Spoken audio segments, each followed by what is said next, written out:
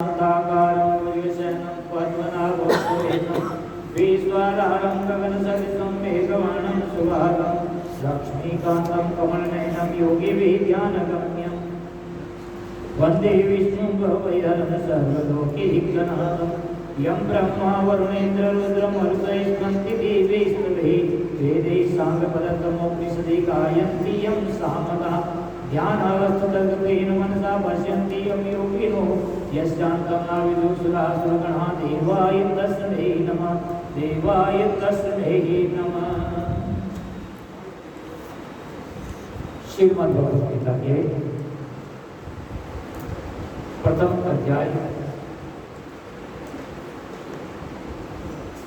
अध्याय के अंदर भगवान ये गीताकार वेद व्यास महाराज यहाँ पर बताते हैं कि जब धृतराष्ट्र ने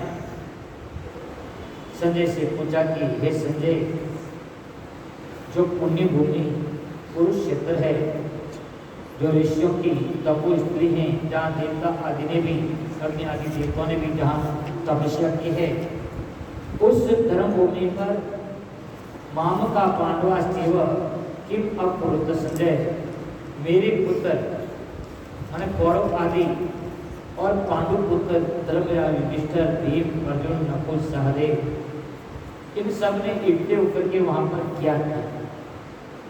क्या हुआ ऐसा कि जो भीष्म पितामह जैसे इच्छा मृत्यु का जिनको वरदान और वो शेष शैया पर मूर्छित होकर के गिर गए, तो वहां पर संजय ने बड़ी सुंदर कहा कि हे राजन, पांडवों की सेना बड़े व्यूहकार में दृष्टवा तो पांडवा ने क्यों युद्धम दुर्योधन तदा, राजा दुर्योधन ने बड़ी व्यूहकार में पांडवों की सेना को खड़ी देख करके आचार्य उपसंगम्य गुरु द्रोणाचार्य के पास में जाकर वचनम अब्रवीतः, वो जाकर के कुछ वचन बोला। क्या बोला? वहां पर जाकर के गुरु द्रोणाचार्य से कहता है, पश्येताम पांडु पुत्रा नाम आचार्य महतिम च, हे गुरु, हे आचार्य, हे द्रोणाचार्य, आपके बुद्धिमान शिष्य कि ये जो पांडव है ना,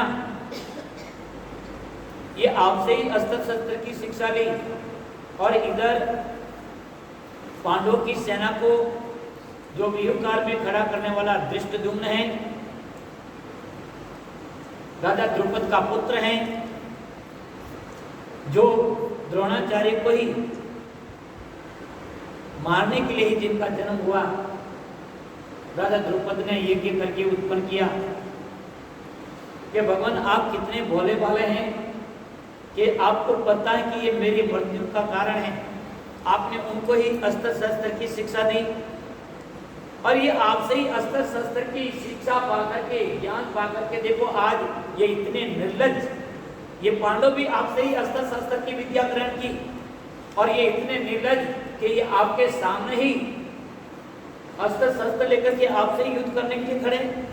क्योंकि कल भी मैंने कहा था कि दुर्योधन को पता है कि भले ही ये गुरु द्रोणाचार्य है, भीष्म है, ये हमारे पक्ष में खड़े होकर के युद्ध करें, परंतु इनकी आत्मा, इनका हृदय, मन, इनका पांडवों की, इसलिए वहां पर गुरु द्रोणाचार्य को उकसाने के लिए इस तरह से यहाँ पर बोला कि भगवान आपके बुद्धिमान शिष्य ये द्रुपद पुत्र धृष्टद्युम्न, इनके द्वारा ये पांडवों की व्यूहकार में खड़ी ये सेना को, इन भारी सेना को आप देखिए। और वहां पर और क्या कहता है ये दुर्योधन, कहता है कि इस सेना में बड़े बड़े धनुष वाले युद्ध में भीम और अर्जुन के समान शूरवीर हैं, सात्विक विराट आदि महारथी राजा द्रुपद, धृष्टकेतु, चिकित्कान, काशीराज, पुरुजित, कुंती भोज और मनुष्यों में श्रेष्ठ सेव्य पराक्रमी युधामन्यु और बलवान उत्मोजा और सुभद्रा पुत्र अभिमन्यु और द्रौपदी के 5 पुत्र, ये सब के सब महारथी। यहाँ पर दुर्योधन वहां पर कहता है गुरु द्रोणाचार्य की ये सब एक पांडवों की सेना में ये मुख्य योद्धा है। इनके बाद में कहता है भगवान केवल इनकी तरफ नहीं, अपने अंदर भी आप मुख्य जो योद्धा है उनको सुने। वहां पर कहता है कि हे ब्राह्मण सेठ, हे गुरु द्रोणाचार्य, अपने पक्ष में जो प्रधान हैं उनको भी आप सुने। और बताने के लिए कहता है कि एक तो आप स्वयं हैं द्रोणाचार्य और दूसरे भीष्म पितामह। ध्यान देना, इस महाभारत युद्ध के अंदर जो दुर्योधन अपने पक्ष के जो बड़े बड़े योद्धा है उनको जो नाम बता रहे हैं, उससे पहले कहा भगवान। द्रोणाचार्य को कहा कि एक तो आप है, भगवान मन आदर, आदर शब्द आप है, ये भगवान एक तो आप खुद है। और ध्यान देना, ये द्रोणाचार्य कौन थे, इसके बारे में बड़ा सुंदर प्रसंग है कि द्रोणाचार्य महिषी भरद्वाज के पुत्र थे। महिषी भरद्वाज के पुत्र थे। इन्होंने अग्निवेशी और परशुराम जी से बड़े पूरे रहस्य के साथ में अस्त्र शस्त्र की विद्या प्राप्त की। ये द्रोणाचार्य भरद्वाज ऋषि के पुत्र थे और अग्निवेशी और परशुराम जी से इन्होंने अस्त्र शस्त्र आदि की समस्त विद्या ग्रहण की थी। इनका विवाह सूर्यद्वान की कन्या कृपि के साथ में हुआ था। इन्होंने अश्वत्थामा, इनके एक पुत्र अश्वत्थामा उत्पन्न हुआ था। राजा द्रुपद के ये बाल सखा थे। द्रोणाचार्य राजा द्रुपद के ये बाल सखा थे। जब राजा द्रुपद ऐश्वर्य संपन्न थे तो वहां पर एक दिन ये राजा के पास में अपना मित्र समझ करके द्रुपद के पास में गए। तो वहां पर कहा, हे मित्र, बड़ी सभा में मित्र कहकर पुकारा।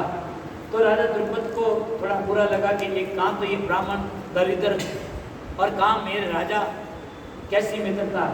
तो वहां पर द्रोणाचार्य को थोड़ा बुरा लगा। तो वहां पर द्रोणाचार्य वापस आए और हस्तिनापुर वहां पर रहे और कौरव और पांडव को अस्त्र शस्त्र की विद्या सिखाई। यहाँ पर ध्यान देना, हस्तिनापुर में जो कृपाचार्य थे, उन कृपाचार्य उनकी जो ये द्रोणाचार्य की जो बहन थी, कृपाचार्य की जो बहन थी कृपि, उन कृपि का विवाह इन द्रोणाचार्य के साथ में हुआ।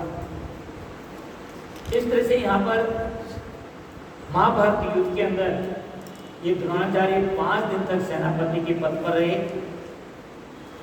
और इनका पुत्र जो अश्वत्थामा था, अश्वत्थामा की मृत्यु का भ्रामक, हालांकि मरा नहीं था परंतु भ्रम पैदा किया गया गुरु द्रोणाचार्य को मारने के लिए। वैसे ये मर नहीं सकते थे परंतु भ्रामक शब्द प्रयोग किया गया। कृष्ण भगवान ने धर्मराज युधिष्ठिर को इसके लिए प्रेरित किया। वहां पर युद्ध के अंदर अश्व नाम का एक हाथी था, अश्वत्थामा नाम का मरा था हाथी, परंतु वहां पर द्रोणाचार्य को जाकर के कहा, अश्वत्थामा हतः। धर्मराज युधिष्ठिर कभी झूठ नहीं बोलते थे। भगवान कृष्ण ने उनको कहा कि नहीं, ये द्रोणाचार्य को ये युद्ध से हटाना है तो यही रास्ता है। भगवान कृष्ण कह रहे हैं और धर्मराज युधिष्ठिर क्या करे। भगवान कृष्ण के कहने पर धर्मराज युधिष्ठिर जाते हैं, परंतु कृष्ण भगवान को भी पता है कि ये धर्मराज युधिष्ठिर हैं, असत्य नहीं बोलते हैं, ये कुछ न कुछ और युक्ति निकाल देंगे। तो जो ही धर्मराज युधिष्ठिर जाकर के कहा, अश्वत्थामा हतः, और धर्मराज युधिष्ठिर वहां पर कहने लगे, नरो वा पुंगो वा, अश्वत्थामा मरा जरूर है, अब वो हाथी है कि मनुष्य है। अश्वत्थामा हत नरो वा कुंजो। अब वो नर है या हाथी है ये मुझे पता नहीं।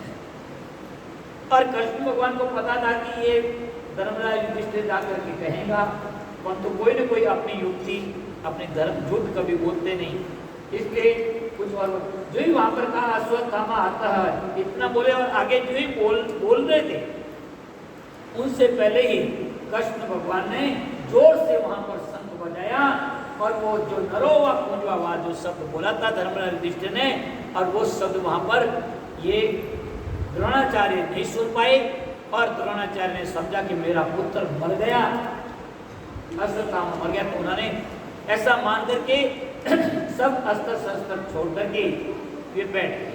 तो वहां पर द्रोणाचार्य इस तरह अस्त्र शस्त्र छोड़ने पर वहां विष्णुदेव ने तलवार निकाली और उनका वध कर। इस तरह से ये 5 दिन तक द्रोणाचार्य इस महाभारत युद्ध के अंदर सेनापति के पद पर रहे और इस भ्रामक शब्द के कारण सब सुनकर के वे समाधिस्थ हो गए और धृष्टद्युम्न के द्वारा तलवार के द्वारा इनका मस्तक काटा गया।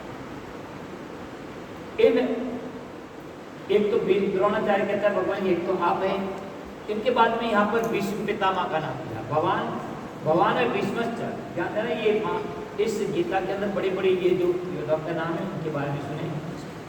भीष्म पितामह यहाँ पर दुर्योधन कहता कि एक तो आप है भगवान, दूसरे भीष्म पितामह है। भीष्म पितामह देखो ये कौरवों की सेना इतनी बलशाली थी। जो भीष्म पितामह राजा शांतनु के पुत्र थे, भागीरथी गंगा ने इनको जन्म दिया था। जो नामक जो नवम वसु था, उस नवम वसु का अवतार है। इनका नाम पहले देवव्रत था, परंतु इन्होंने सत्यवती के साथ अपने पिता का, ध्यान देना भीष्म पितामह ने, देवव्रत ने अपने पिता का, शांतनु का सत्यवती के साथ में विवाह कराने के लिए उन्होंने आजीवन विवाह नहीं करने का, वहां पर ब्रह्मचारी रहने का उन्होंने व्रत किया।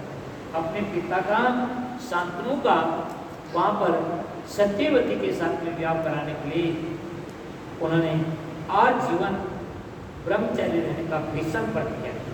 जब ऐसी भीषण प्रतिज्ञा की अपने पिता के लिए, उन्होंने जीवन भर अविवाहित रहने का जब प्रतिज्ञा की तो पिता ने इनको आशीर्वाद दिया। ध्यान देना पिता भी कोई कम नहीं थे। महाराज शांतनु ने अपने पुत्र को आशीर्वाद दिया कि हे देवर, यदि तुमने मेरे लिए आजीवन ब्रह्मचारी रहने का प्रतिज्ञा की तो बिना इच्छा के तेरे पास में तेरी मृत्यु नहीं आएगी। बिना इच्छा के मृत्यु नहीं, तो इनके पिता ने इनको ऐसा आशीर्वाद दिया बिना। तो विश्व पितामह भीष्म प्रतिज्ञा की, उनके पत्र उनके पिता ने वहां उनको, शांतनु ने इनको आशीर्वाद दिया। तो वो भीष्म पितामह, ये भीष्म पितामह, ध्यान देना एक भीष्म पितामह थे जो भगवान श्री कृष्ण के तत्व को जानते थे। भगवान कृष्ण के स्वरूप और तत्व को भलीभांति जानने वाले एक निष्ठ, पूर्ण श्रद्धा संपन्न और परम भक्त के ये पर्वत। महाभारत युद्ध के अंदर इनके समान दूसरा कोई वीर नहीं था। ध्यान देना महाभारत के अंदर इनके समान और कोई दूसरा योद्धा नहीं था। और ये कौरवों के अंदर सबसे वृद्ध थे। एक वो था जिनका नाम था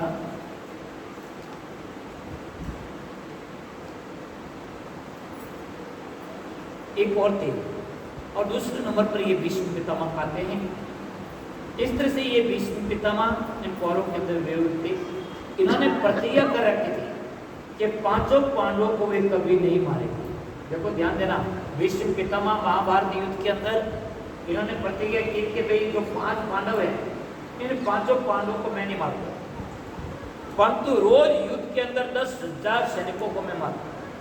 10,000 इस तरह की प्रतिज्ञा उन्होंने की थी। जब भीष्म पितामह, आगे अपन देखेंगे इस भीष्म पितामह का इस तरह का यहाँ परिचय है। इनके कौरवों की सेना के अंदर कर्ण था, जो कर्ण के बारे में बताते हैं। कर्ण ये कुंती पुत्र था। कर्ण कौन था? ये कुंती पुत्र था। कुंती ने बाली अवस्था में दुर्वासा ऋषि की सेवा की। बाली अवस्था में दुर्वासा ऋषि की सेवा की और दुर्वासा ऋषि इन कुंती की सेवा से प्रसन्न होकर के इनको देवों का आह्वान करने का मंत्र दिया। तो इस कुंती ने कंवरी अवस्था में ब्याह नहीं हुआ उससे पहले इसने दुर्वासा ऋषि से प्राप्त मंत्र के द्वारा वहां पर इसने सूर्य भगवान का आह्वान कर लिया। सूर्य भगवान की आराधना के लिए उसको आह्वान किया, आह्वान मतलब बुलाया। बुलाने पर वहां पर सूर्य भगवान आ गए। तो वहां पर देव का आना कभी व्यर्थ नहीं होता, देव का आना कभी व्यर्थ नहीं होता। इसलिए वहां पर कुंती घबराई। तो वहां पर सूर्य ने कहा कि अरे कुंती आप घबराइए नहीं, देवों का आना कभी निरर्थक नहीं होता। तेरे गर्भ से मेरी अंश से पुत्र उत्पन्न होगा। तो वह कुंती ने कहा कि अरे भगवान मैं अभी कुंवारी हूँ और लोक के अंदर मेरी क्या स्थिति होगी। तो वहाँ पर सूर्य ने कहा कि हे कुंती तेरे को ऋषि का आशीर्वाद है और एक देव से तेरे को पुत्र प्राप्ति, मेरे पुत्र की प्राप्ति होने के बाद में तो वापस हिंदू धर्म को प्राप्त हो जाएगी। इस तरह से ध्यान देना। वहाँ पर कर्ण कुंती की गर्भ से उत्पन्न हुआ। कुंती ने अपनी लोक लज्जा से इस कर्ण को एक टोकरी के अंदर रख करके इनको गंगा के अंदर प्रवाहित कर दिया और वो टोकरी अधिरथ नामक शुद्ध था उनको मिला। उसने अपनी पत्नी राधा को ले जाकर दिया, इसलिए अधिरथ नामक शुद्ध ने और उनकी पत्नी राधा ने इनका पालन पोषण किया। इसलिए ये कर्ण का नाम एक राधे कहलाया था, शुद्ध पुत्र कर्ण। इस तरह से कर्ण को जब जन्म हुआ था तो जन्म के साथ ही इनके शरीर के ऊपर कवच था, कानों में सोने के कुंडल थे। ये कर्ण परशुराम जी का शिष्य था, जानते हैं ना भाई। परशुराम जी से इसने अस्त्र शस्त्र की विद्या प्राप्त की थी और दुर्योधन ने इनको अंग देश का राजा बनाया। दुर्योधन के साथ में इनकी बड़ी गहन मित्रता थी। इनकी कर्ण बड़ा दानशील था, दानवीर था। अर्जुन की रक्षा करने के लिए इंद्र ब्राह्मण का वेश धारण करके जिस समय कर्ण सूर्य भगवान की आराधना कर रहा था और एक कर्ण का पण था कि जिस समय वो सूर्य की आराधना करता था, पूजा करता था, उस समय कोई आकर के कुछ भी मांग लेता, वो सब कुछ उनको इच्छा कर जाता था, दे देता था। इसलिए कर्ण बड़ा दानवीर था। तो वहाँ पर इन अर्जुन की रक्षा करने के लिए वहाँ पर इंद्र जो है ब्राह्मण का वेश बना करके कर्ण के पास जाता है और वहाँ पर मांगता है, वहाँ कुंडल और कवच मांगता है और कर्ण वहाँ पर पुष्प इंद्र ब्राह्मणों को वो अपनी दानवीरता के कारण वहाँ पर कुंडल और कवच उनको दे देते हैं। इंद्र प्रसन्न होकर के वहाँ पर कर्ण को एक वीर गातिनी अमोघ शक्ति देता है इंद्र। उस शक्ति को एक बार ही प्रयोग कर सकता है। कर्ण ने अर्जुन के लिए इस शक्ति को रखा था, परंतु भीम का पुत्र था घटोत्कच, उसने एक दिन बड़ा भयंकर युद्ध किया, सब सेना तितर बितर हो गई। दुर्योधन ने वहां पर कर्ण से कहा कि तू उस शक्ति को प्रयोग कर। कर्ण ने मना किया कि ये एकमात्र शक्ति है अर्जुन के साथ में मेरे युद्ध करने के लिए और इनको एक बार ही प्रयोग कर सकता, दूसरी बार नहीं।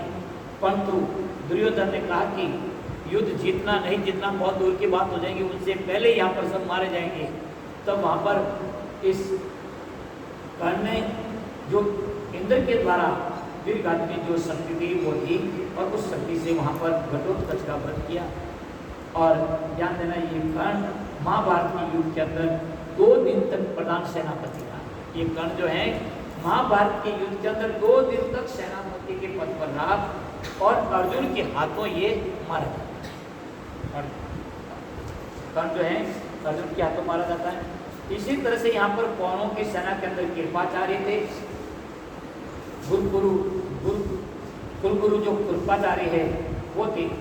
इनका इतिहास बताते हैं कि ये गौतम वंशीय महर्षि शरद्वान के पुत्र थे।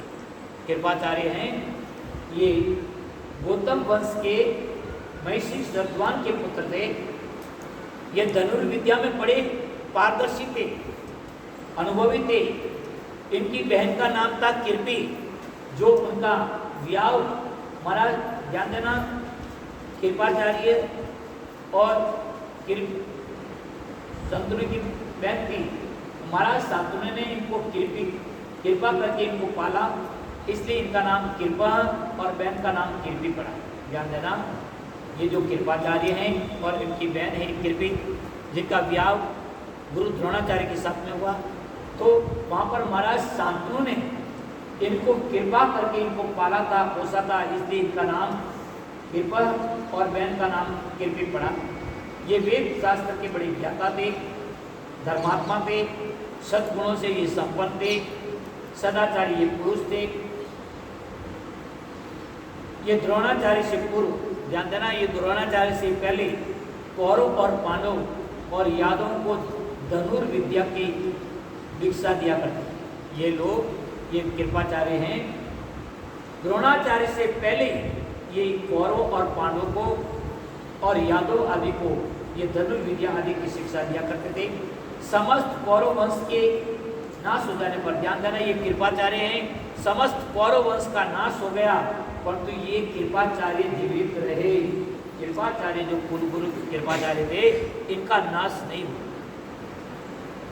इन्होंने परीक्षित को भी अस्त्र शस्त्र की विद्या सिखाई। जो उत्तरा के गर्भ से अभिमन्यु का जब पुत्र था परीक्षित, जो भागवत सुखदेव जी ने जिनको सुनाई दिया था परीक्षित को, तो उस राजा परीक्षित को भी इन कृपाचार्य ने अस्त्र शस्त्र की शिक्षा दी थी। ध्यान देना ये कृपाचार्य का महाभारत के अंदर वध नहीं। ये बड़े ही वीर और विपक्षों पर विजय प्राप्त करने में बड़े निपुण थे। इनके नाम के साथ समन्वित जय विशेषण आदि इनके लगा हुआ है। और दूसरा इन कौरवों के पक्ष में था अश्वत्थामा। ये अश्वत्थामा गुरु द्रोणाचार्य के पुत्र थे। अस्त्र शस्त्र विद्या में बड़ा निपुण था, युद्ध कला में भी बड़ा प्रवीण था, बड़े बड़े शूरवीर महारथी हैं। अपने पिता द्रोण से ये युद्ध विद्या सीखी थी। ये जो अश्वत्थामा है, इनके बाद में विकर्ण था, धृतराष्ट्र के दुर्योधन आदि। ध्यान देना ये विकर्ण जो है, जो धृतराष्ट्र है ना, जो दुर्योधन आदि का पिता, इन धृतराष्ट्र के जो 100 पुत्र थे, उन 100 पुत्रों में से एक का नाम था विकर्ण। ये विकर्ण बड़ा धर्मात्मा था, बड़ा वीर था, महारथी था।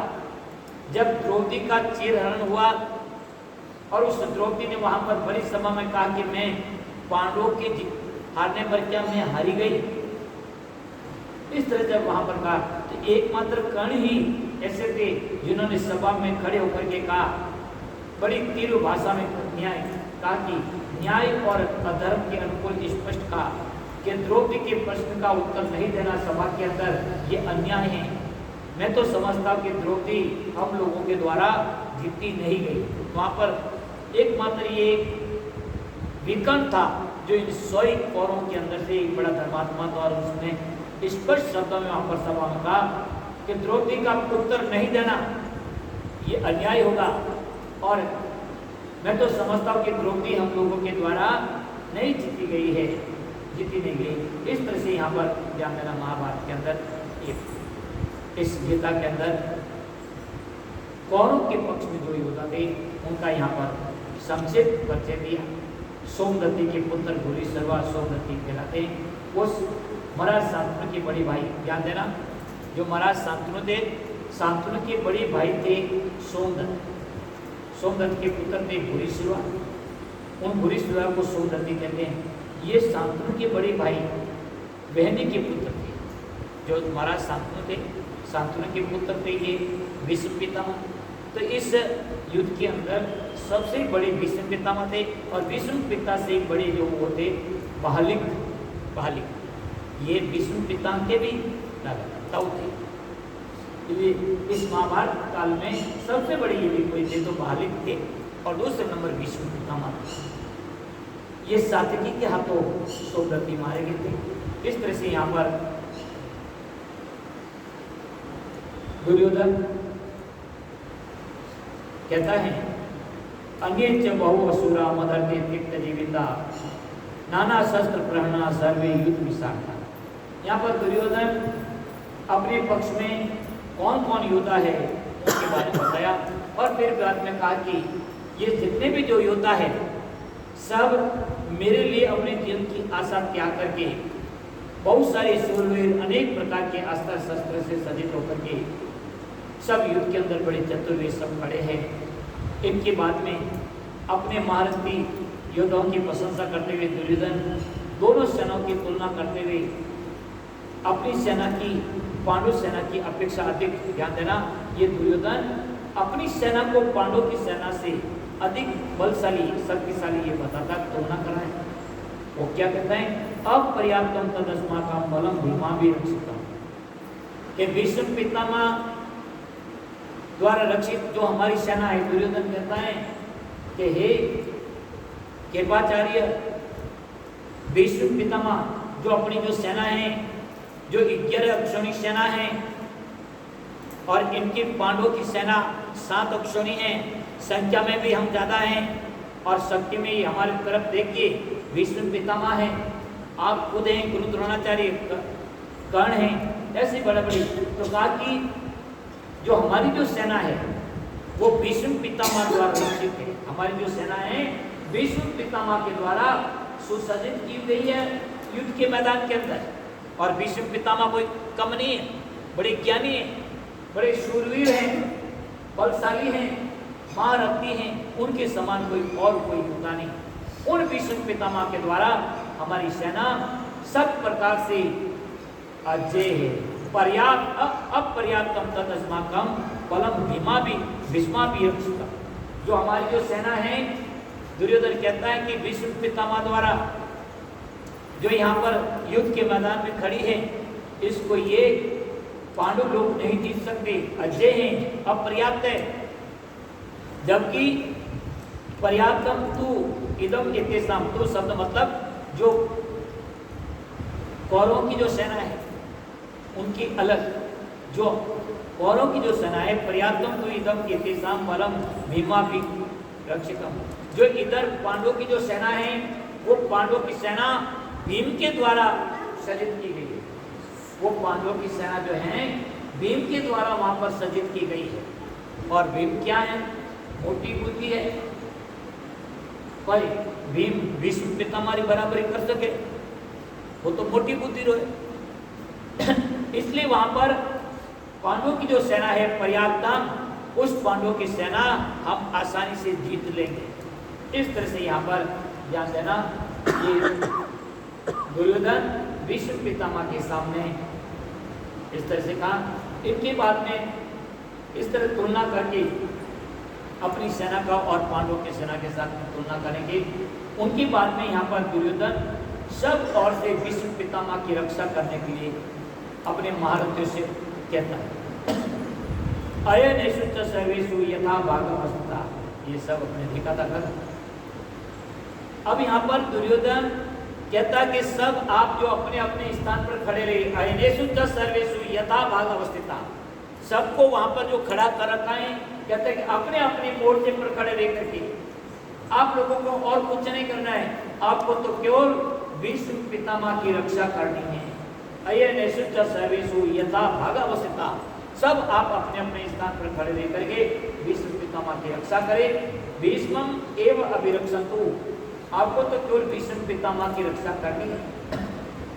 सर्व एव ही, सब और से भीष्म पितामह की रक्षा करें। ध्यान देना मैंने। अब यहाँ पर दुर्योधन की व्यथा कुछ अलग है, दुर्योधन की कुछ दुविधा अलग है। जो भीष्म पितामह, वैसे भीष्म पितामह बड़े सक्षम है, बड़े वीर है, परंतु दुर्योधन की हृदय की दुर्बलता देखी। वहां पांडवों की सेना भले ही संख्या में कम है, परंतु वहां पर धृष्टद्युम्न के द्वारा पूरी सेना को वहां पर इतनी बड़ी सुंदर वहां व्यूह काल में खड़ी की गई थी। संख्या में भले ही थोड़ी थी, परंतु दिखती थी बड़ी विस्तार के रूप में, बड़ी विशाल सेना दिख रही थी। उस व्यूह काल को बड़ी सुसज्जित ढंग से खड़ी सेना को देख करके अर्जुन का दुर्योधन का हृदय वहां वो अंदर से हिल गया और इस तरह से इतनी सुसज्जित सेना को खड़ी किया। वो जो उनके हृदय में जो डर था, वो डर यहाँ पर।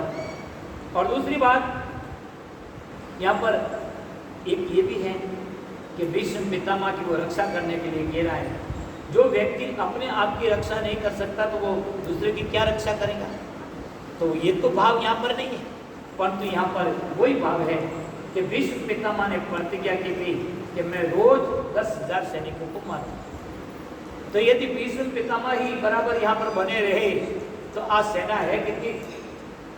भीष्म पितामह अकेले बहुत है, इसलिए वहां पर वो इस तरह से भीष्म पितामह की रक्षा करने के लिए कह रहा है। दूसरी बात, भीष्म पितामह को एक कमजोरी थी। देखो भाई, कोई भी व्यक्ति हो उन मान कोई न कोई कमजोरी तो हर व्यक्ति के मान रहना है। और वह कमजोरी क्या थी भीष्म पितामह की? कि जो शिखंडी था, जो राजा द्रुपद का पुत्र था, शिखंडी, जो पहले ये स्त्री था और पीछे जाकर के ये पुरुष हो। राजा द्रुपद ने शंकर भगवान की आराधना की, इनके कोई संतान नहीं थी, पुत्र नहीं था, तो यहाँ पर शंकर भगवान की आराधना की तो इनको पुत्री हो गई। तो इनको पुत्री हो गई तो शंकर भगवान से कहा, भगवान मैं तो धर्म चोर बेटो मांगे थे, मैंने बेटी दी। तो शंकर भगवान क्यों कि भाई कोई तारे जो चोरी है आप आगे जाने छोरो रहे जी, आई चोरी जी, छोरो रहे जी।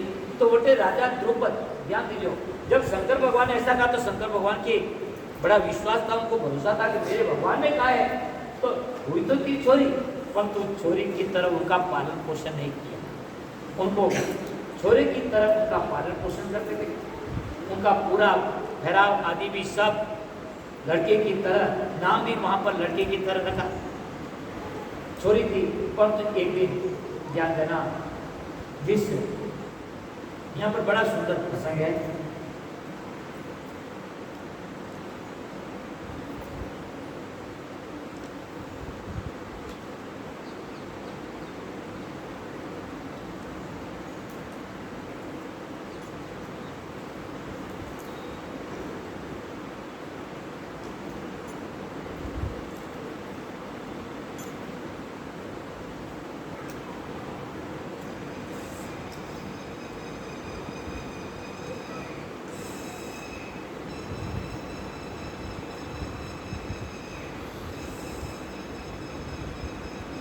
तो ये शिखंडी जो आपको बताया, तो ये पूर्व शिखंडी द्रुपद का पुत्र था, पूर्व जन्म में, ध्यान देना, ये स्त्री था, पूर्व जन्म में ये स्त्री था।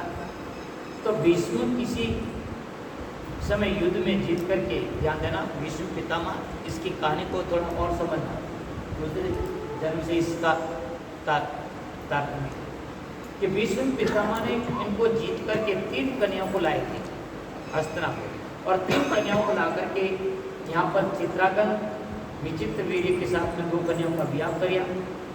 परंतु एक कन्या हठपूर्वक, जो 3 कन्या लाए थे जीत करके, तो 2 कन्याओं का तो ब्याह वहाँ पर विचित्रवीर्य और चित्रांगन के साथ में किया।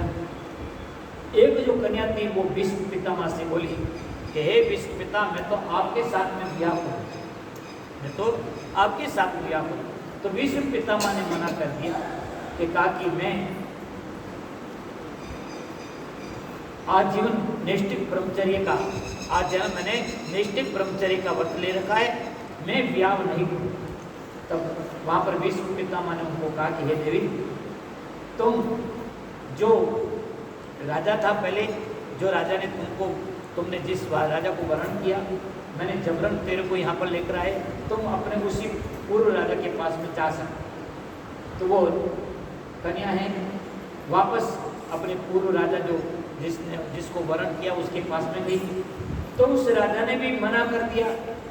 उसने कहा कि जो राजा जो भीष्म बलपूर्वक तुमको यहाँ से छीन करके ले गया, आप उन्हीं के साथ में ब्याह करें। अब मैं यहाँ पर रख मैं आपको स्वीकार नहीं कर सकता, इसलिए मेरी कीर्ति बढ़ेगी नहीं। इसलिए वो राजा ने भी स्वीकार नहीं किया। तो ये कन्या वापस भीष्म पितामह के पास में आई। भीष्म पितामह का कहा कि उस राजा ने मुझे, जिनको पहले मैंने वरण किया था, उसने मुझे स्वीकार करने से मना कर लिया, इसलिए हे भीष्म पितामह आप मुझसे ब्याह करें। भीष्म पितामह ने फिर भी मना किया कि हे देवी मैं तेरे साथ में ब्याह नहीं कर सकता। तब वहाँ पर कुछ लोग थे, उन्होंने कहा कि ये भीष्म पितामह वैसे ब्याह करेंगे नहीं, परंतु इनके गुरु है परशुराम जी। क्या है?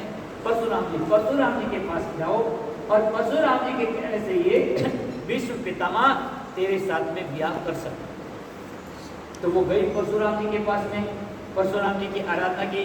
परशुराम जी को कहा कि ऐसी ऐसी बात है भगवान, आपका जो शिष्य है भीष्म पितामह वो मुझे हरण करके लाए, 3 बहनों का 2 खंड ब्याह किया और मेरी इच्छा कि मैं भीष्म पितामह से ब्याह करूं, वो मुझे मना कर रहे हैं।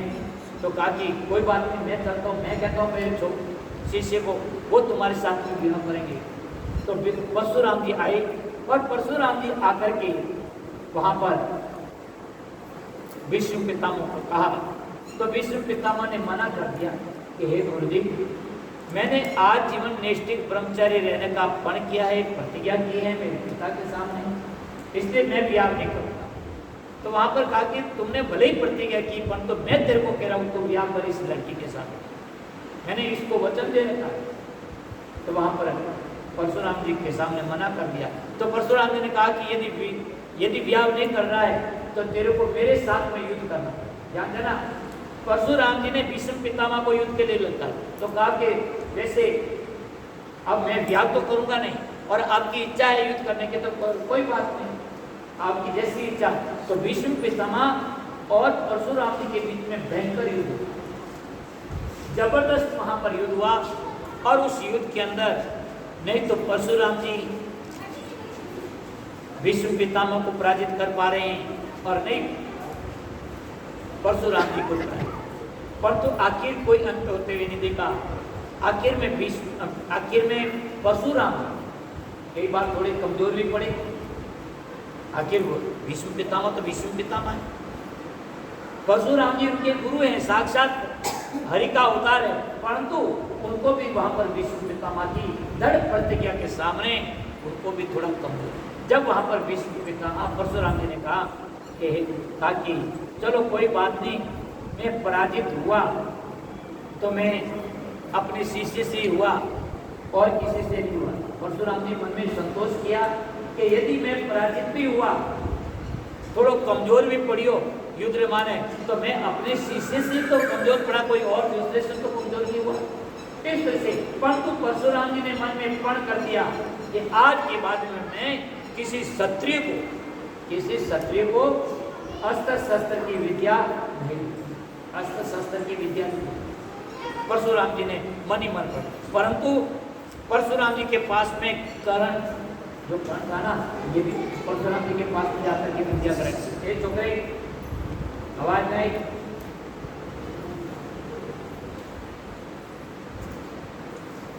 तो वहां परशुराम जी के पास में कर्ण भी गया था विद्या लेने, परंतु कर्ण क्या था?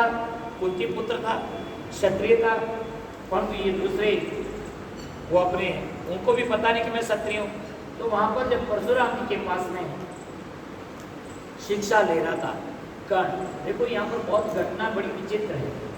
परशुराम जी से जब अस्त्र शस्त्र की विद्या ग्रहण कर रहे थे, एक दिन परशुराम जी विश्राम कर रहे थे और कर्ण के यहाँ पर गंगा पर उनका मस्तिष्क था और विश्राम कर रहे थे। इतने में उस समय एक कीड़ा आया भयंकर, और कीड़ा आकर के कर्ण की जो जांघ है, पाँव है, उन पाँव को वो काटने लगा। और अब वहाँ पर दर्द भी तो हो रहा है, उनको पता कि ये कीड़ा आया और मुझे काट रहा है, खून बह रहा है, परंतु परशुराम जी गुरुजी सोए हुए थे। यदि थोड़ा बहुत इधर उधर हुए तो गुरु जी की नींद में भंग होता है। इसलिए कर्ण ने उस पीड़ा को सहन किया, बिल्कुल रत्ती मात्र तक से मस नहीं हुई, परंतु वो खून जब जो निकला उस कीड़े के काटने पर और वो खून बहता बहता परशुराम जी के शरीर के टच हुआ। टच होते ही एकदम परशुराम जी ने देखा, अरे क्या बात है, एकदम आँख खोली, आँख खोलते देखा अरे कर्ण की पाँव के अंदर एक कीड़ा काट रहा है और खून वहाँ पर बह रहा है। परशुराम जी ने कहा, कर्ण तू कौन है, तेरे को एक कीड़ा काट रहा है, क्यों सहन कर रहा है? कर्ण ने कहा कि भगवान आपकी निंद्रा आ रही थी, आपकी निंद्रा में कोई व्यवधान पैदा नहीं होगी, इसलिए मैं सहन कर रहा हूं। परशुराम जी समझ गए कि इस तरह की जो पीड़ा है, इस पीड़ा को कोई क्षत्रिय के अलावा और कोई सहन नहीं कर सकता। तू बोल है कौन, तू कोई क्षत्रिय है। तो वहां पर परशुराम जी ने कहा, तुमने छुप कर के जबकि मैंने पण कर रखा है कि मैं क्षत्रिय को कोई विद्या नहीं दूंगा अस्त्र शस्त्र की, और तुमने छुप कर के मुझसे ये अस्त्र शस्त्र की विद्या ली। तो परशुराम जी ने कह दिया कि हे कर्ण, तुमने जो भले अस्त्र शस्त्र की विद्या ली, परंतु जिस समय तेरी अंतिम जो युद्ध होगा जीवन मरण का, उस समय तेरी ये विद्या, भले तुमने मुझसे विद्या प्राप्त की, परंतु उस समय ये विद्या सब अस्त्र शस्त्र की विद्या लुप्त हो जाएगी, तेरे को स्मरण नहीं रहेगी। तो वही उनको निमित्त बना जब अर्जुन और कर्ण के साथ में जब युद्ध हुआ और उस समय ये हुआ। तो इस तरह से यहाँ पर ये ध्यान देना, ये जो शिखंडी था ये पूर्व जन्म के अंदर जब वहाँ परशुराम जी ने युद्ध किया तो ये उस कन्या ने कहा कि अब विष्णु पितामह तो युद्ध कर दिया, और युद्ध के अंदर परशुराम जी भी पराजित होकर चले गए। तो इस शिखंडी ने वहाँ पर तब तपस्या की, और तब तपस्या करके कि मैं इस भीष्म की मृत्यु का निमित्त बनूं, इसने मेरे साथ में विवाह नहीं किया, तो ये भी उसने तपस्या करके विष्णु पितामह के मृत्यु का, और यही कन्या पूर्व जन्म में थी, तो ये वापस राजा द्रुपद के यहाँ पर कन्या के रूप में जन्म दी। और ध्यान देना, यहाँ पर राजा द्रुपद की शंकर भगवान की आराधना से जब इनका विवाह हुआ था, ध्यान देना, पुत्र की तरह इनका पालन पोषण हुआ, बड़ा हुआ, तो इन कन्या का एक छोकरे के साथ में विवाह भी हो। जब विवाह हुआ तो विवाह होने पर तो भेद खुल गया कि ये तो छोकरी है। जिन कन्या का इनके साथ में विवाह हुआ तो उसने अपने पिता को चिट्ठी लिखी कि आपने जिनके साथ में मेरा विवाह किया वो तो लड़का नहीं है, राजकुमार नहीं है, वो तो मेरी जैसी राजकुमारी है। जब उस कागज को पाकर के कन्या का जो पिता था वो बड़े क्रोधित हुए और उसने सेना लेकर के चढ़ाई राजा द्रुपद की।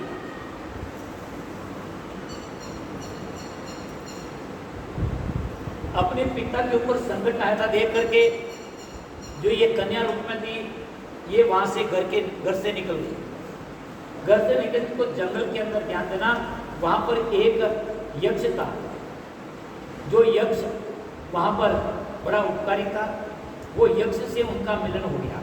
यक्ष ने वहाँ सारी बात बताई तो यक्ष ने कहा कोई बात नहीं, तू चिंता मत कर, मैं तुझे मेरा पुरुषत्व देता हूँ और तुम तेरा जो स्त्रीत्व है वो मुझे दे। तो वहाँ पर यक्ष ने अपना पुरुषत्व इस शिखंडी को दिया और उस पुरुषत्व को पाकर के वापस घर आ गया। जब इनके पिता वहाँ पर युद्ध करने के लिए आए तो उस समय वहाँ पर परीक्षा ली गई। तो परीक्षा ली गई तो वो स्त्री नहीं, वो कन्या नहीं, वो तो पुरुष निकला। इस तरह से विष्णु पितामह को ये पता था और वो जो यक्ष था ना, वो यक्ष मारा गया। जो उसने पुरुषत्व दिया था वो यक्ष वहाँ पर युद्ध के अंदर मारा गया। उनको इसलिए उस शिखंडी को वापस पुरुषत्व देना नहीं पड़ा। वो जो पहले जन्म से तो स्त्री थी परंतु बाद में वो पुरुष रह गया, इसलिए ये शिखंडी, तो विष्णु पितामह इस शिखंडी को स्त्री ही मानते थे क्योंकि जन्म इनका स्त्री के रूप में हुआ था। भले ही यक्ष के द्वारा इनको पुरुषत्व मिल गया परंतु ये इसलिए विष्णु पितामह। तो ये दुर्योधन जो यहाँ पर कह रहा है कि आप सब लोग, क्योंकि विष्णु पितामह का एक पण था कि वे स्त्री के ऊपर कभी अस्त्र शस्त्र नहीं चलाए, इसलिए यहाँ पर दुर्योधन कहता है कि आप सब और से ऐसे करें कि आगे पीछे से आप विष्णु पितामह की रक्षा करें। इनके पास में द्रुपद पुत्र जो शिखंडी है वो शिखंडी इनके पास में नहीं आ गए, क्योंकि यदि शिखंडी आ गए तो भीष्म पितामह अस्त्र शस्त्र त्याग करके खड़े हो गए, और अस्त्र शस्त्र त्याग दिया तो अर्जुन उनका अवसर पाकर के भीष्म पितामह का वध कर देगा। इसीलिए यहाँ पर दुर्योधन कहता है कि भीष्म मेवा विरक्षन्तु भवन्तः सर्व एव हि। आप सब और से अपने अपने स्थान पर खड़े रह करके एकमात्र भीष्म पितामह की आप रक्षा करें। इस तरह से यहाँ पर दुर्योधन ने कहा। ध्यान देना कि बहुत ये गीता के अंदर जो ये पात्र है एक दूसरे से इतना इनका समन्वय है, इनका एक दूसरे से जुड़ा हुआ। तो यहाँ पर दुर्योधन इसीलिए यहाँ पर कहा कि आप भीष्म पितामह की रक्षा करें। दुर्योधन के द्वारा अपने पक्ष के महारथियों की विशेष रूप से यहाँ पितामह की प्रशंसा किए जाने का वर्णन सुनकर के संजय इनके बाद में क्या हुआ कि जब दुर्योधन वहां पर गया और द्रोणाचार्य के पास में गया और इसी तरह से बात हुई, तो उनके बाद में क्या हुआ तो उसको बताते हैं। तस्य संजयन हर्षम प्रोवृद्ध पितामह सिंहनाद विनोद्यते शंखम दत्त्वं प्रतापवान। ध्यान देना भाई, जब वहां पर धृतराष्ट्र ने कहा कि उस युद्ध भूमि में क्या हुआ, क्या क्या उन्होंने ऐसा, तो वहां पर संजय कहते हैं तस्य संजयन हर्षम गुरुवृद्ध पितामह, कहते हैं कि हे राजन, कौरवों में वृद्ध पितामह भीष्म पितामह हैं, दुर्योधन के हृदय के अंदर जो हर्ष उत्पन्न करने के लिए, देखो ध्यान देना, दुर्योधन के हृदय के अंदर डर था, भय था। कौरवों की पांडवों की सेना संख्या में कम थी, परंतु बड़ी धृष्टद्युम्न के द्वारा इतनी सुसज्जित खड़ी थी, उनको खड़ी देख करके वहां पर उनका हृदय कांप गया, भय पैदा हो गया। इसलिए उस दुर्योधन के हृदय के अंदर हर्ष उत्पन्न करने के लिए, प्रसन्नता उत्पन्न करने के लिए यहाँ पर संजय कहता है तस्य संजयन हर्षम कुरुवृद्ध पितामह, कौरवों के अंदर जो वृद्ध है, वयोवृद्ध है पितामह, भीष्म पितामह ने सिंहनादम विनोद्यते, भीष्म पितामह ने वहां पर शेर की तरह ऊंच स्वर में, वहां पर सिंह की तरह उन्होंने गर्ज करके अपना शंख बजाया। शंखम दत्त्वं प्रतापवान, वहां पर भीष्म पितामह ने अपना शंख लिया। भीष्म पितामह जान गए कि ये दुर्योधन के हृदय के अंदर एक दुर्बलता है, भय है इन सेना को देख करके पांडवों की, और इनको और बाहर कुछ और बोल रहा है। तो वहां पर दुर्योधन के हृदय के अंदर हर्ष उत्पन्न करने के लिए वहां पर भीष्म पितामह ने अपना शंख उठाया, और शंख उठा करके जोर से वहां पर भीष्म पितामह ने शंख ध्वनि की, युद्ध के लिए वहां पर शंख ध्वनि की।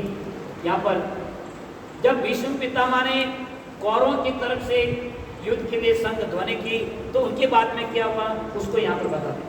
तत शंकाश्च धैर्यश्च पणवानक गोमुखः स सेवाभिहन्यन्त स शब्दस्तुमरोऽभवत् ततः श्वेते युक्ते महतीस्य जने स्थितौ माधवः पांडवश्चैव दिव्यौ शंखौ प्रदद्मतुः।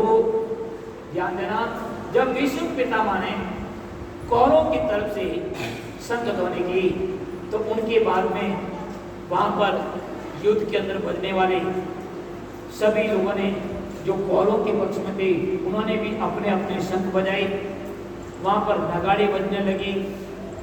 तथा शंकाश्च, वहां पर भीष्म पितामह के शंख बजाने के बाद में बैरियश्च नगाड़े बजे, जो युद्ध के अंदर बजाए जाते वाद्य, वो सब वहां पर नगाड़े बजाने लगे। पणवानक, वहां पर ढोल बजाने लगे। गोमुखा, मृदंग बजने लगी, और सब के सब एक साथ बजे।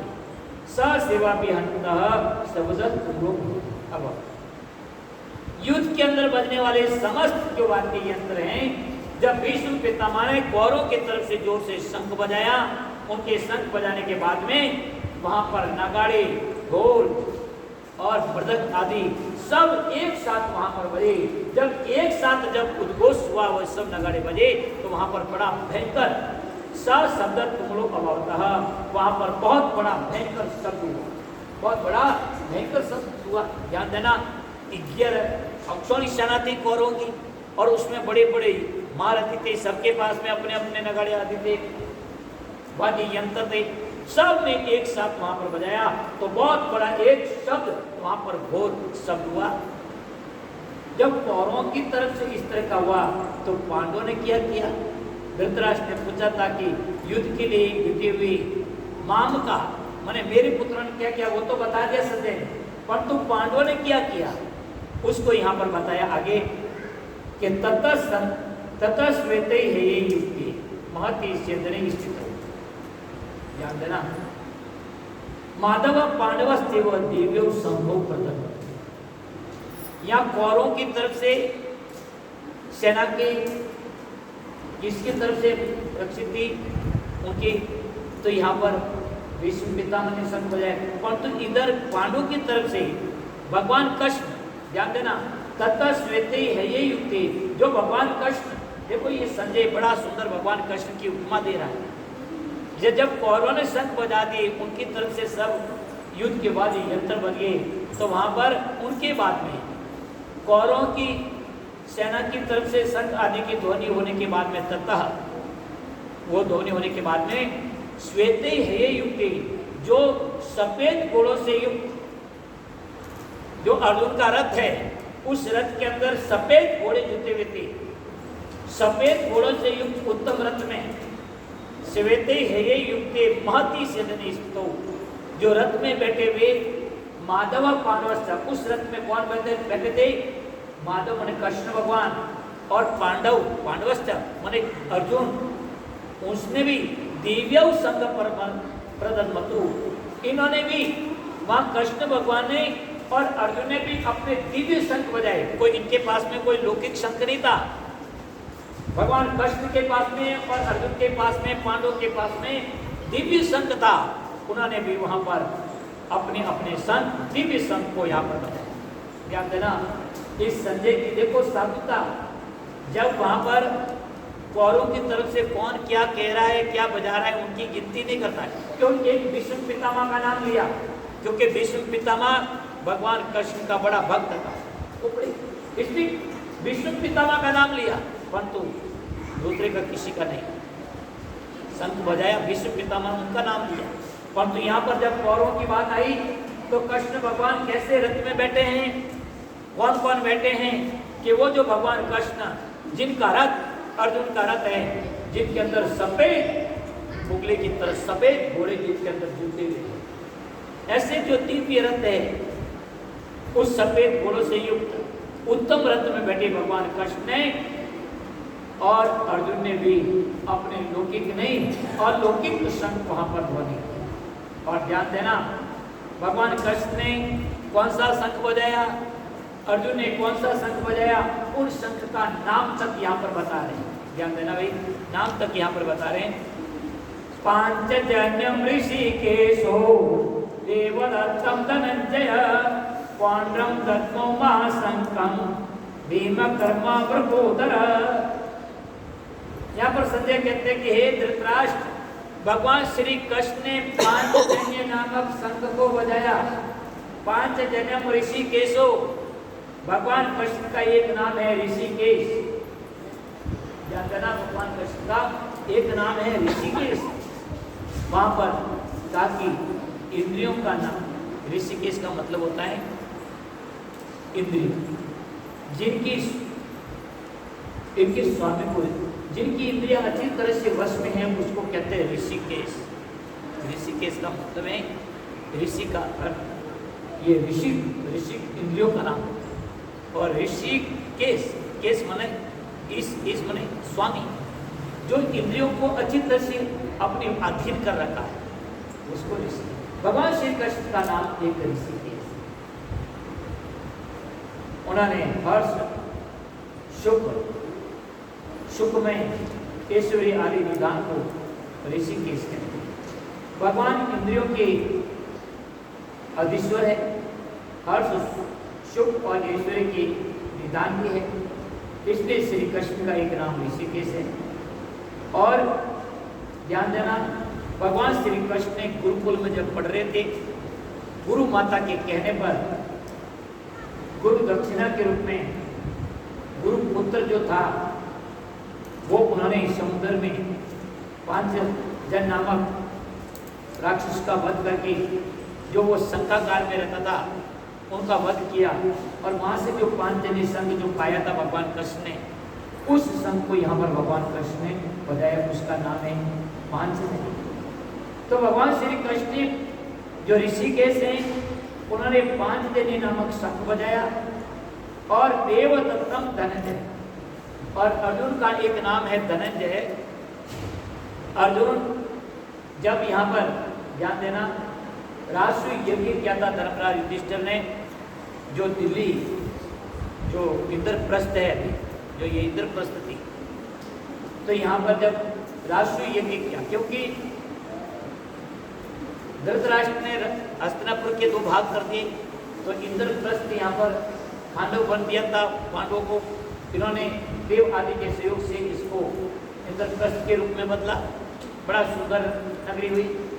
तो यहाँ पर राजा की संज्ञा पाने के लिए इन्होंने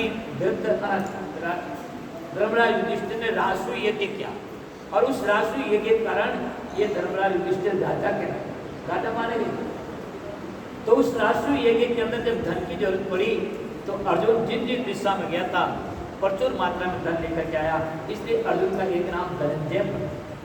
तो उस धनंजय ने, अर्जुन ने वहां पर देवदत्त नामक शंख को बजाया और पौंड्रम दत्मो महाशंखम, इस तरह से अर्जुन ने देवदत्त नामक और भयानक कर्म करने वाले भीम, ध्यान देना भाई, भीम ने जो बड़ा भयंकर वृकोदर, जो भेड़िए के समान जिनका उदर है, उसको बोलते हैं वृकोदर। भीम का एक नाम जो अलग अलग नाम है, भीम का एक नाम था वृकोदर, जिनका पेट भेड़िए के समान हो, भेड़िए के समान जिनका उदर हो, उसको बोलते हैं वृकोदर। उस भीम ने वहां पर भीम कर्मा वृकोदर, भीम ने वहां पर पौंड्रव नामक शंख को उसने बताया, पौंड्रव दद्मो महाशंखम भीम कर्मा वृकोदर, भयंकर कर्म करने वाला। भीम कोई कम नहीं था, बड़ा भयंकर कर्म करने वाला और भेड़िए के समान जिनका उदर है। एक बात समझ आ गई, भोजन के अंदर जो माता कुंती जब भोजन बनाती थी, तो जो भोजन बनता उनमें से आधा, बिल्कुल आधा आधा भाग, पूरा आधा भाग भीम के लिए अलग से रखते, वो आधा भाग और आधा जो भोजन है तो नहीं, जिनमें अर्जुन, धर्मराज युधिष्ठिर, नकुल, सहदेव, 4 जना ने, कुंती भी ने, द्रौपदी भी, ध्यान दीजिए कितना जना रह गया, 6 जना, 6 जना रो आधो भोजन, वो एकलो 6 जना रो आधो भोजन एकलो था, फिर भी कोई पूर्ति नहीं रहती थी, तो वो भीम। और दूसरी बात, उनकी जो पाचन शक्ति थी, जठरा की थी, बड़ी तेज थी, बड़ा, इसलिए यहाँ पर इनका भोजन का परिणाम बहुत अधिक होता था, पचाने के अंदर इनकी बड़ी शक्ति थी। बड़ा सुंदर प्रसंग है, भोजन सारा भीम करता था। अब आप कहेंगे कि इतना ये भोजन करता तो इनको कैसे ये पचाता था? भोजन बड़ी एक सुंदर वास्तव शास्त्र है कि भोजन करता था सारा भीम, परंतु उसकी निवृत्ति सोच आती है ना, बाकी मुझे जहाँ रहता तो वो शकुनी को करना पड़ता, शकुनी को करना पड़ता, भीम को नहीं करना पड़ता।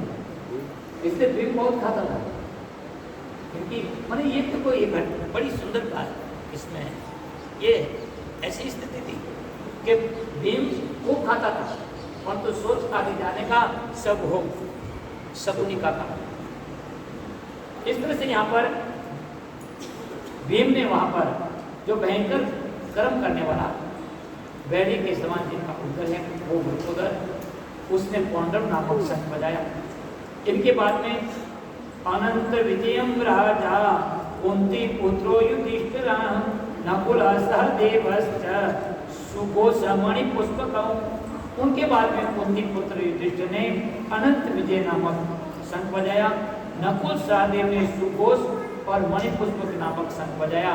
इस तरह से शंख पांडवों ने बजाया और पांडवों की शंख ध्वनि की बाद में वहां पर जब पांडवों ने शंख बजाया तो क्या स्थिति हुई, वहां जितने भी जो सेना खड़ी हैं उनके बीच में क्या हुई, उस सब प्रश्न को यहाँ पर बताएंगे, वो अपन कल देखेंगे। अभी इस प्रश्न को यहीं पर विश्राम देते हैं।